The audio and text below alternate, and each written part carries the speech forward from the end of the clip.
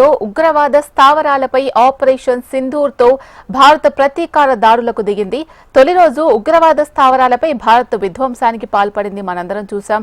రెండో రోజు Pakistan air defence వ్యవస్థను భారత్ ధ్వంసం చేసింది. దీనికి ప్రతీకారంగా పాకిస్తాన్ జమ్మూ కాశ్మీర్ను టార్గెట్ చేసి విధ్వంసానికి ఎత్తుగడ వేసింది. దీంతో కాసేపటి క్రితం భారీ పేలులతో విధ్వంసానికి పూనుకుంది. 7 చోట్ల భీకర శబ్దాలతో పేలులతో పాకిస్తాన్ తెగబడినట్టు తెలుస్తోంది. దీంతో జమ్మూ వ్యాప్తంగా బ్లాక్అవుట్ కొనసాగుతోంది. అయితే ఎక్కడెక్కడ ఎటువంటి ప్రతి దాడి జరిగింది, దీనికి సంబంధించి ఇంకా అధికారికంగా సమాచారం రావాల్సి ఉంది.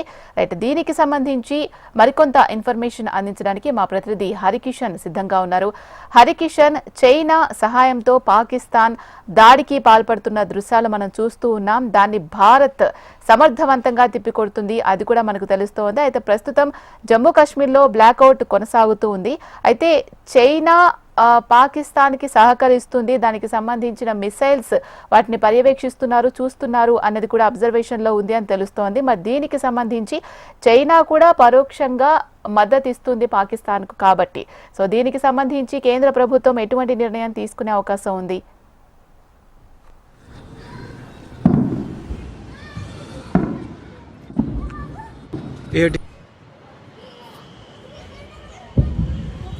भाई इधर देखना जल्दी, सामने क्या चल रहा है?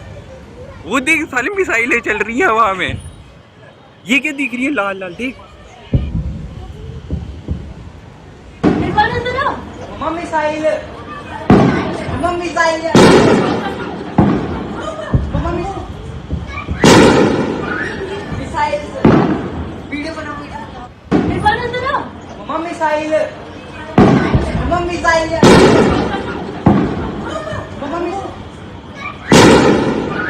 मिसाइल, वीडियो बनाओ,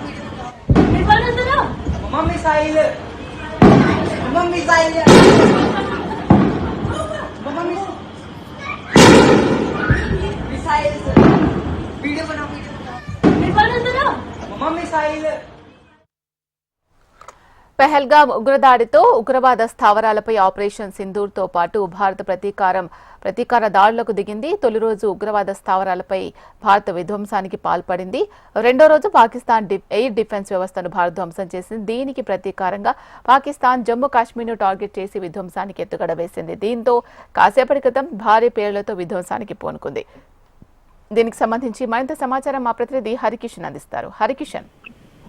థ్యాంక్ యూ షీలా. ప్రధానంగా ఏదైతే ఆపరేషన్ సింధుతో విజయంతో అందరూ కూడా హ్యాపీగా ఉన్నటువంటి సమయంలో పాకిస్తాన్ అంటే అందరూ కూడా ఊహించారు ఖచ్చితంగా ప్రతిదాడి చేస్తుందని. అప్పటి వరకు కూడా పాకిస్తాన్ లో ఉన్నటువంటి రాజకీయ నాయకులు అయితేనేమి, లేదంటే అక్కడ ఉన్నటువంటి మిలిటరీ అధికారులు వీళ్ళందరూ కూడా ఖచ్చితంగా భారత్ పై ప్రతిదాడి చేస్తామని చెప్పేసి కూడా చెప్పినటువంటి నేపథ్యంలో నిన్న అంటే ఇండియా కూడా స్పష్టంగా చెప్పింది. భారత ఎవరైతే రక్షణ శాఖ మంత్రితో పాటు ముఖ్యంగా ఈ రోజు రాజ్నాథ్ సింగ్ ఈ రోజు చెప్పడంతో పాటు ముఖ్యంగా త్రివిధ దళాలకు సంబంధించినటువంటి అధికారులు కూడా స్పష్టంగా చెప్పడం జరిగింది. తాము కేవలం కూడా ఉగ్రవాద కార్యకలాపాలు నిర్వహిస్తూ ఉగ్ర దాడులకు పాల్పడుతూ అమాయకుల్ని ఎవరైతే సామాన్యులను పట్టున పెట్టుకున్నారో వాళ్ళకి సంబంధించినటువంటి మాత్రమే పక్క సమాచారంతో మేము టార్గెట్ చేశామని చెప్పేసి కూడా స్పష్టం చేయడం జరిగింది. అయినప్పటికీ కూడా పాకిస్తాన్ దీన్ని పక్కన పెట్టేసి ఇటు కవ్వింపు చర్యలకు గతం నుంచి దిగుతూనే ఉంది. ఎప్పుడైతే ఉగ్రదాడి పెహల్గాం లో జరిగిందో అది పాకిస్తాన్ కి ఎటువంటి సంబంధం లేదని చెప్తూనే కవ్వింపు చర్యలకు దిగుతూ ఎల్ఓసి క్రాస్ లైన్ కి సంబంధించి అక్కడ కంప్లీట్ గా కూడా ఏవైతే కాల్పుల విరమణ ఒప్పందాన్ని కూడా ఉల్లంఘిస్తూ కాల్పులు జరుపుతూ ఉంది. అయితే నిన్న ఎప్పుడైతే ఎయిర్ స్ట్రైక్స్ 9 చోట్ల ఏకకాలంలో నిర్వహించిందో భారత్, అనంతరం కూడా ఈ కాల్పులనంతా కూడా మొత్తం కూడా పెంచడం జరిగింది. సో దానికి సంబంధించి ఇప్పటికే పౌరులు 10ల సంఖ్యలో అంటే దగ్గర 16 మంది కూడా మృత్యువాత పడ్డ సంగతి తెలిసిందే. అయితే దీనికి ప్రతిదాడిగా కూడా ఇండియా రక్షణ శాఖకి సంబంధించి కంప్లీట్ గా పాకిస్తాన్ లో ఉన్నటువంటి ఏదైతే సైన్యానికి సంబంధించినటువంటి వాటిపైన కూడా బాంబుల వర్షం కురిపిస్తోంది. సో ఈ క్రమంలో భాగంగానే పాకిస్తాన్ మళ్ళీ ఈ రోజు జమ్మూ ఎయిర్పోర్ట్ పై కూడా టార్గెట్ చేసి అటాక్ చేయడం జరిగింది. ఒక్కసారిగా ఎయిర్పోర్ట్ అంతా కూడా తీవ్రంగా మొత్తం పాడైపోయినటువంటి పరిస్థితి కూడా ఉంది. మరోపక్క ఇటు జమ్మూకు సంబంధించినటువంటి ప్రాంతం అంతా కూడా పవర్ కట్ అయిపోయింది. ప్రధానంగా ప్రభుత్వ సంబంధించినటువంటి అధికారులు అలాగే రక్షణ శాఖకు సంబంధించినటువంటి అధికారులు అధికారులు ప్రజలందరికీ కూడా ఒకటే విజ్ఞప్తి చేస్తున్నారు. ఎవరు కూడా ఇండ్ల నుంచి బయటికి రాకండి, పరిస్థితి అంటే సిచ్యువేషన్ కంట్రోల్కి వచ్చేంత వరకు కూడా అని చెప్పేసి కూడా వాళ్ళు హెచ్చరిస్తున్నటువంటి పరిస్థితి ఉంది. ప్రస్తుతం అయితే జమ్మూలో మాత్రం కొద్దిగా ఇబ్బందికర వాతావరణం ఉంది. ఆ సిచ్యువేషన్స్ అంతా కూడా అయినప్పటికీ కూడా ఎక్కడ ఎవరు కూడా భయపడినటువంటి పరిస్థితి కూడా ఉంది. ఖచ్చితంగా ప్రతి ఒక్కరు కూడా భారతదేశ ప్రభుత్వానికి అలాగే భారత ఆర్మీకి అందరూ కూడా సంఘీభావం వ్యక్తం చేస్తున్నారు. తామంతా కూడా మీ వెంటనే ఏం నిర్ణయం తీసుకున్నా అని చెప్పేసి కూడా అందరూ ప్రతి ఒక్కరు సంఘీభావం వ్యక్తం చేస్తున్నటువంటి పరిస్థితి కూడా లేకపోలేదు. ఇటు అంటే ఉదయం నుంచి కూడా పూర్తిగా హై అలర్ట్ ప్రకటించింది కొన్ని ఏరియాల్లో, కొన్ని రాష్ట్రాల్లో కూడా. పాకిస్తాన్ కి సంబంధించి సరిహద్దు ప్రాంతాల్లో ఉన్నటువంటి రజౌరి, పూంచ్ సెక్టర్ లో కంప్లీట్ గా కవ్వింపు చర్యలకు పాల్పడుతూ పాకిస్తాన్ కాల్పుల మోత మోగిస్తూనే ఉంది. ఇటు రాజస్థాన్ అలాగే ఏవైతే సరిహద్దు ప్రాంతాలు ఉన్నాయో, సరిహద్దు రాష్ట్రాలు ఉన్నాయో, పంజాబ్, ఈ ప్రాంతాల్లో అంతా కూడా కంప్లీట్ గా వాటిని టార్గెట్ చేసుకొని ముఖ్యంగా మనం చూసాం ఈరోజు సాయంత్రం పంజాబ్ రాష్ట్రంలో ఉన్నటువంటి స్వర్ణ దేవాలయాన్ని టార్గెట్ చేసుకుని మిసైల్ ని రిలీజ్ చేసిన మన ఎయిర్ డిఫెన్స్ సంబంధించినటువంటి డ్రోన్స్ దాన్ని చాకచక్యంగా వాటిని తిప్పి కొట్టడం జరిగింది. సో అటువంటి డ్రోన్స్ కంప్లీట్ గా మనకు పూర్తిగా కూడా రక్షణ కల్పిస్తున్నటువంటి పరిస్థితి ఉంది. చాలా వరకు కూడా పాక్ ప్రయోగించినటువంటి మిసైల్స్ అయితేనేమి, క్షిపణులు అయితేనేమి వాటిన్నింటిని కూడా దారి మళ్లిస్తున్నటువంటి పరిస్థితి కూడా ఉంది. ఇటు మనకు రష్యాకు చెందినటువంటి S-400 ఏదైతే డ్రోన్స్ ఎయిర్ డిఫెన్స్ డ్రోన్ ఉందో అది కూడా పూర్తిగా పనిచేస్తున్నటువంటి పరిస్థితి ఉంది. చాకచక్యంగా పనిచేస్తున్నటువంటి పరిస్థితి ఉంది. ఇటు ఇజ్రాయెల్ సిస్టమ్ డ్రోన్ కూడా పూర్తిగా సేఫ్టీగా పనిచేస్తున్నటువంటి పరిస్థితి ఉంది. అంటే వీటి వల్ల అత్యాధునిక ఆయుధాలతో అత్యాధునిక సాంకేతిక పరిజ్ఞానంతో రూపొందించినటువంటి ఆయుధాలన్నీ కూడా పాక్ నుంచి వస్తున్నటువంటి ఇటు మిసైల్స్ కానీ, క్షిపణులను కానీ వాటిని కూడా పూర్తిగా అడ్డుకునేందుకు కూడా ప్రయత్నిస్తున్నటువంటి పరిస్థితి కూడా లేకపోలేదు. కానీ కొద్దిగా మిస్ అయినటువంటి మిసైల్స్ వల్ల కూడా కొంచెం నష్టం కలుగుతుంది. ప్రస్తుతం జమ్మూలో అయితే ఆ పరిస్థితి మాత్రం స్పష్టంగా మనకు కనిపిస్తోంది. ఒకసారి అక్కడంతా కూడా అంటే ఒక విభిన్న వాతావరణం కనిపిస్తోందని మాత్రము చెప్పుకోక తప్పదు. మొత్తం జమ్మూ విమానాశ్రయ పరిసర ప్రాంతాల్లో కూడా ఇంకా భారీగా ఫైరింగ్ జరుగుతోంది. జమ్మూ నగరం అంతా కూడా బ్లాక్ అవుట్ అయిపోయింది. ముఖ్యంగా ఎందుకంటే నిన్నటి నుంచి చూస్తున్నాం మనం కంపల్సరీగా రాష్ట్రాల్లో ఒకవేళ ఇటువంటి సిచ్యువేషన్ ఎదురైతే ప్రజలు ఎటువంటి చర్యలు తీసుకోవాలన్న దానిపైన కూడా కంప్లీట్ గా ఒక మాక్ డ్రిల్స్ అయితే ప్రతి రాష్ట్రంలో కూడా ఆర్మీ ఆధ్వర్యంలో నిర్వహిస్తోంది. సో ఇవి ఇంకా మరింతగా పెంచాలని చెప్పేసి కూడా ప్రతి రాష్ట్రం భావిస్తున్నటువంటి నేపథ్యం కాబట్టి ఆ మాక్ డ్రిల్స్ అనేవి కూడా ఈ రోజు జమ్మూ ప్రాంత ప్రజలకు అవసరం పడి ఉంటాయి. మరోపక్క ఇటు సైన్యం ఒక పహారా కాస్తోంది. ప్రతి ప్రాంతానికి తిరుగుతూ పెద్ద ఎత్తున మైకులతో కూడా అనౌన్స్ చేస్తోంది. ఎవరు కూడా ఇండ్లు దాటి బయటికి రావద్దు, ప్రస్తుత పరిస్థితి చక్కదిద్దేంత వరకు, తాము అనౌన్స్ చేసేంత వరకు ఎవరిని కూడా బయటికి రానివ్వని పరిస్థితి ఉంది. ఇప్పటి వరకు కూడా పాక్ 8 మిసైల్స్ సంబంధించి పూర్తిగా ఎయిర్ డిఫెన్స్ డ్రోన్స్ అనేవి కూడా వాటిని ధ్వంసం చేయడం జరిగింది. సో దీనికి సంబంధించి మరింతగా పాకిస్తాన్ తెగబడుతోంది, బాంబుల దాడి చేస్తోంది. అయితే కేవలం ఇప్పటి వరకు జమ్మూ ఎయిర్పోర్ట్ మాత్రమే ఎఫెక్ట్ అయిపోయి, అయితే సమీప ప్రాంతాలు ఏవైతే సరిహద్దు ప్రాంతాలు ఉన్నాయో వీటన్నిటిలో కూడా ఇంకా మరింత హై అలర్ట్ ప్రకటించింది. మరోవైపు ఇక్కడ ఉన్నటువంటి ఎయిర్ బేస్ అంతా కూడా, ఎయిర్పోర్ట్లంతా కూడా ఆర్మీ కంట్రోల్ తీసుకుంది. అక్కడి నుంచి కూడా ఆర్మీకి సంబంధించినటువంటి యాక్టివిటీ పాల్గొనేందుకు కూడా పూర్తిగా సిద్ధమవుతున్నటువంటి పరిస్థితి ఉంది. మరోవైపు ఇటు దేశంలో ఉన్నటువంటి సైనికులకందరికీ కూడా ఇప్పటికే సెలవులన్నీ రద్దు చేసి ప్రతి ఒక్కరు కూడా విధుల్లో విధిగా చేరాలంటూ అని చెప్పేసి హోంశాఖ, రక్షణ శాఖ కూడా ఆదేశాలు జారీ చేసిన నేపథ్యంలో సైన్యం అంతా తిరిగి సమాయత్తమవుతుంది, సన్నద్ధమవుతుంది. మరోపక్క పాకిస్తాన్ లో కూడా సేమ్ సిచ్యువేషన్ అయితే కొనసాగుతోంది. ఇటు సైనికుల సెలవులు రద్దు చేయడంతో పాటు అలాగే వైద్య ఎమర్జెన్సీ కూడా, మెడికల్ ఎమర్జెన్సీ కూడా ప్రకటించడం జరిగింది. వైద్యులందరికీ కూడా అక్కడ కూడా సెలవులు రద్దు చేశారు. వైద్యులందరూ కూడా అందుబాటులో ఉండాలని చెప్పారు. సో మన దేశంలో కూడా సేమ్ సిచ్యువేషన్ అయితే కొనసాగుతుంది. ప్రస్తుతం ఇప్పటి వరకు గాయపడిన వారందరికీ కూడా ఇమ్మీడియట్ గా మెడికల్ ఎమర్జెన్సీ దొరికే విధంగా, ఎటువంటి ఇబ్బందులు లేకుండా ఉండే విధంగా చూసేందుకు అన్ని ఏర్పాట్లు అయితే తీసుకుంటున్నటువంటి పరిస్థితి ఉంది. పరిస్థితిని అయితే ఎప్పటికప్పటికీ కూడా పూర్తిగా సమీక్షిస్తున్నారు. పాక్ వద్ద ఉన్నటువంటి మిసైల్స్ అయితేనేమి, లేదంటే క్షిపణులు అయితేనేమి, సో వాటి సామర్థ్యానికి సంబంధించి పూర్తిగా అంచనాలు వేస్తూ దానికి తగ్గట్టుగా అయితే ఇండియా నిర్ణయాలు తీసుకుంటున్నటువంటి పరిస్థితి ఉంది. అయితే ఇంకా ఫుల్ ఫ్లెడ్జ్డ్ గా భారతదేశం అయితే వార్క్ అయితే ఇంకా దిగలేదు. సో కేవలం ఇవి రక్షణ శాఖకు సంబంధించి తమ రక్షణ కోసం చేస్తున్నటువంటి యుద్ధం మాత్రంగానే ప్రతి ఒక్కరు కూడా అభివర్ణిస్తున్నారు. పూర్తి స్థాయిలో వారు దిగితే ఇప్పటి వరకు కేవలం ఎయిర్ ఫోర్స్ కి సంబంధించినటువంటి ఎయిర్ స్ట్రైక్స్, కేవలం ఎయిర్ స్ట్రిప్స్ మీద మాత్రమే దాడులు జరుగుతున్నాయి.